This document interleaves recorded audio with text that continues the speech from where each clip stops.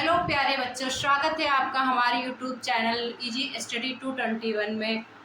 बच्चों, हम लेके आए हैं आपके लिए होम साइंस एलटी ग्रेड की क्लास, जिसमें हम पढ़ रहे हैं विटामिन ए हम पढ़ रहे थे। अभी तक हमने पढ़ा विटामिन ए के कमी के प्रभाव, जिसमें जीरोसिस कार्निया के बारे में हमने पढ़ लिया था। आगे हम पढ़ेंगे केरेटोमलेशिया के बारे में। ये जो केरेटोमलेशिया होती है, ये क्या है?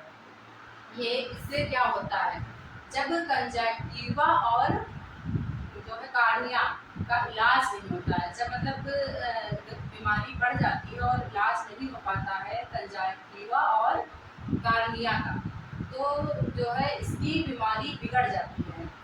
उस स्थिति में जो है केरेटोमलेशिया का रूप धारण कर लेती है।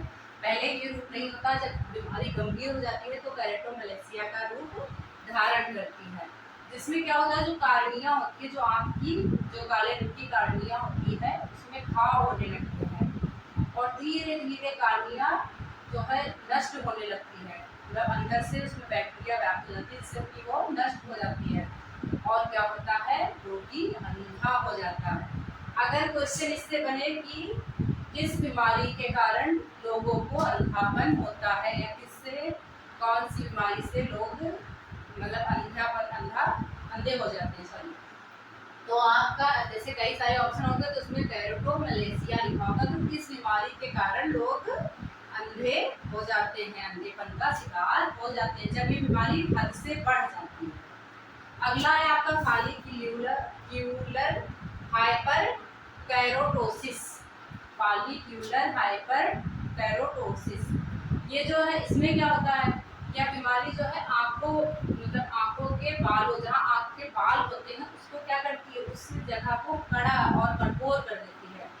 कड़ा और कठोर खुरदरी सी हो जाती है, रुखी सी हो जाती है।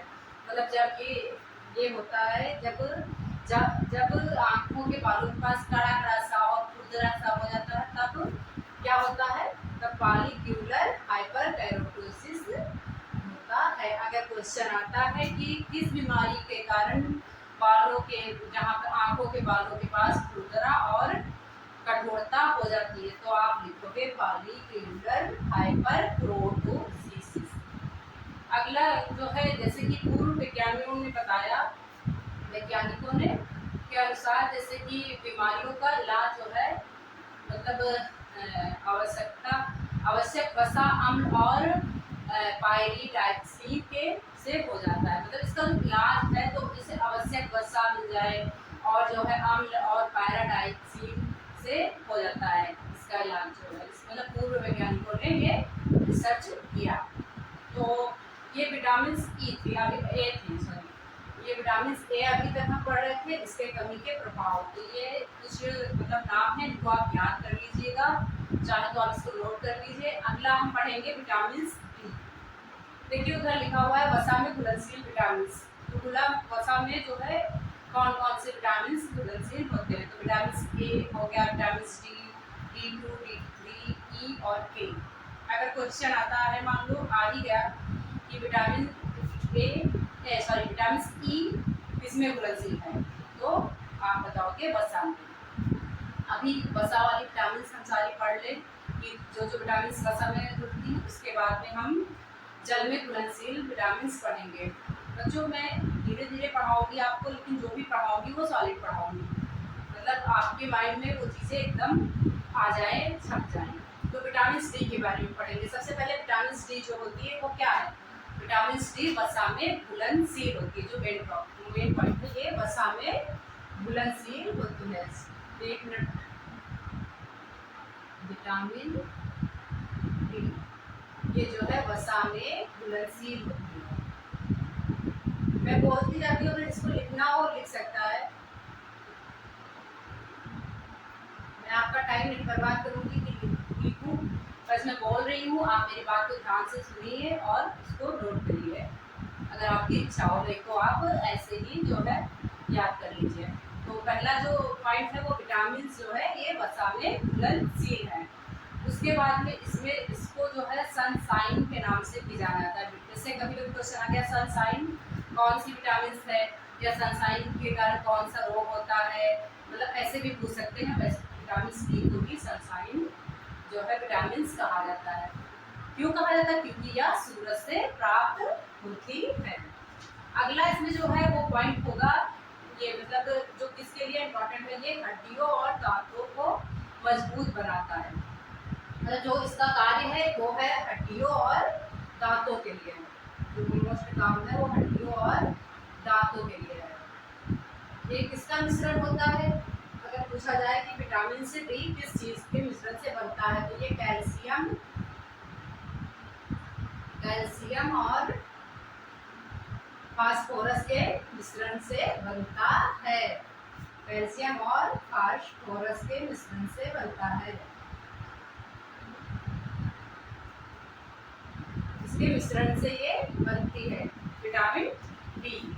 और ये जो है हड्डियों और दांतों के लिए, मतलब हड्डियों और दांतों को मजबूत बनाती है।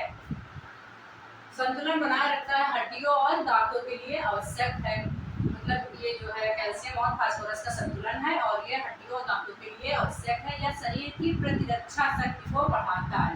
जो शरीर की प्रतिरक्षा शक्ति है उसको ये बढ़ाता है। अब हम आगे पढ़ेंगे विटामिन डी के संरक्षण और गुण। विटामिन डी के संरक्षण और गुण। संरक्षण और गुण।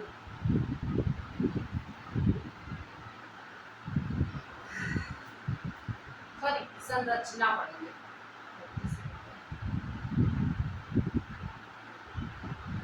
संरचना और गुण। तो पहला जो है वो है एरगोस्टाल।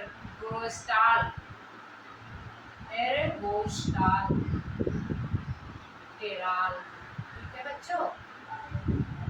एरगोस्टेराल से इससे जो है अल्ट्रावायलेट किरणें जानते हो वही निकलती हैं। वायलोलेट किरण द्वारा उष्णता प्रदान कर विटामिन D2 प्राप्त करने का वर्गीकरण।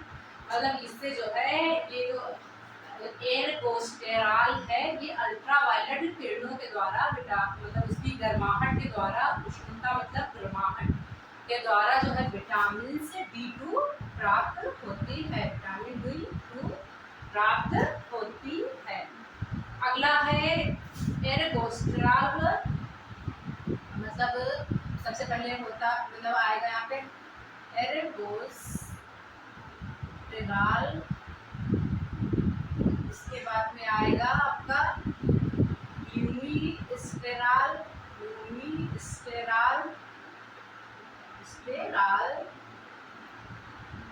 बता दूँ, लिख लूँ तब भी बताती हूँ क्या इसका क्या। इसके बाद में आएगा आपका टेलीस्टेराल।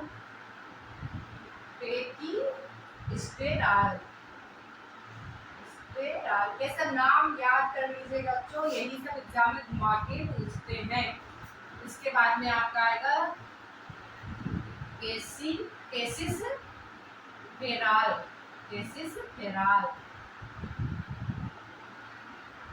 फिर जब ये सब प्रोसेस होता है, पहले होता है एरगोस्टेराल, उसके बाद में यूनिस्टेराल, उसके बाद में टेलीस्टेराल, उसके बाद में केसिस फेराल। इसके बाद इतना प्रोसेस होने के बाद में क्या बनता है? फिर बनती है विटामिन D2। इसी के बाद में इसी विधि से जो है डिहाइड्रोकोलेस्ट्रॉल भी विटामिन 3 में परिवर्तित होता है। जब ये सारी क्रिया होती है तो क्या होता है, जो मतलब डिहाइड्रोकोलेस्ट्रॉल होता है वो विटामिन D में परिवर्तित हो जाता है। अगला आपका है अवशोषण और संग्रह।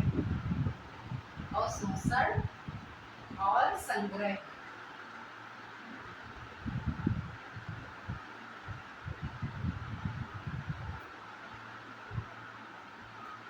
अवशोषण और संग्रह। विटामिन डी वसा, मतलब वसा में विटामिन डी के अवशोषण में सहायक होती है। जो विटामिन डी होती है वो वसा में और मतलब वसा के अवशोषण में सहायक होती है। पित्त इसके अवशोषण के लिए आवश्यक है। जो पित्त होता है मतलब अवशोषण मतलब इसको पचाने के लिए, अवशोषित करने के लिए जो है वो पित्त की आवश्यकता होती है, तो पित्त इसको जो है अवशोषित करने में सहायक होता है। विटामिन डी लसिका के साथ सामान्य रक्त प्रवाह में शामिल हो जाता है। लसिका होता है, लसिका के साथ ये क्या होता है, सामान्य रक्त में शामिल हो जाता है। मतलब प्रवाह में, रक्त के प्रवाह मतलब चलने में रक्त के साथ साथ ये मिल जाता है। या यकृत में बड़े प्रमाण में संग्रहित हो जाता है, मतलब जबकि यकृत में इकट्ठा हो जाता है। क्या इकट्ठा हो जाता है, विटामिन D2। उसके बाद में आपका आ जाएगा जो है विटामिन से, मतलब इसके हमने संरचना जानी और इसका जो है अवशोषण और संग्रह जाना। अब अगला आपका है इसके शारीरिक कार्य क्या है, विटामिन डी के शारीरिक कार्य क्या है। तो यह क्या होता है, इसके शारीरिक कार्य में छोटी आंत से कैल्शियम और फास्फोरस, क्योंकि ये कैल्शियम और फास्फोरस के मिश्रण से भी बनती है, तो मतलब इन्हीं दोनों का संग्रह से बनती है, तो अवशोषण में सहायक होता है। हाल ही में किए गए प्रयोगों से पता चला है कि विटामिन डी सक्रिय कैल्शियम युक्त एक प्रोटीन को आंत में बनाए रखता है। जो ये विटामिन डी है, एक रिसर्च की गई है, उसमें पता चला है कि विटामिन डी जो है एक सक्रिय कैल्शियम, कैल्शियम जानते हो ना, एक सक्रिय मतलब कि जिसमें जो कार्य कर रही हो, सक्रिय कैल्शियम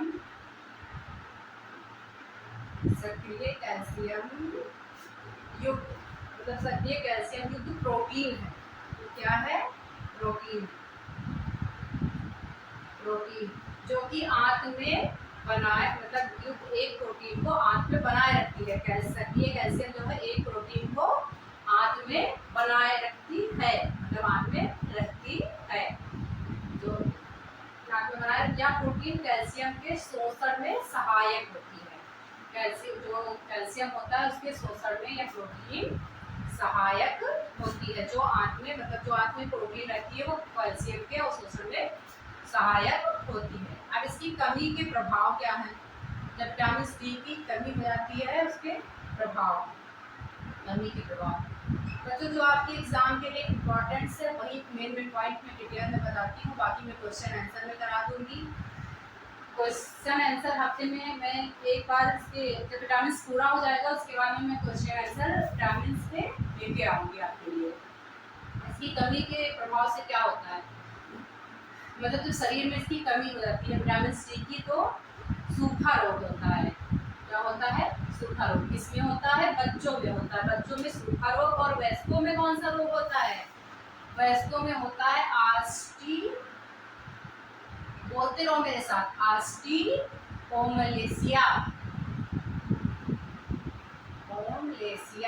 ये जो है ये वयस्कों में होता है।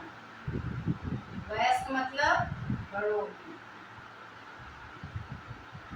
ठीक है। और सूखा रोग बच्चों में होता है। ये किसकी कमी से होता है, अगर एग्जाम में पूछा जाए कि जो है ऑस्टियोमलेशिया जो है ये रोग किसके द्वारा होता है या फिर किसमें होता है, तो आप क्या बोलोगे, ये वयस्कों में होता है, ना कि ये बच्चों में होता है, ये वयस्कों में होता है। आज के लिए बच्चों इतना ही, आगे कल हम पढ़ाएंगे। अगर आपको क्लास अच्छी लगी हो, समझ में आ रहा हो, तो प्लीज़ कमेंट करके ज़रूर बताएं, जिससे कि हम क्लास को कंटिन्यू बनाए रखें। धन्यवाद।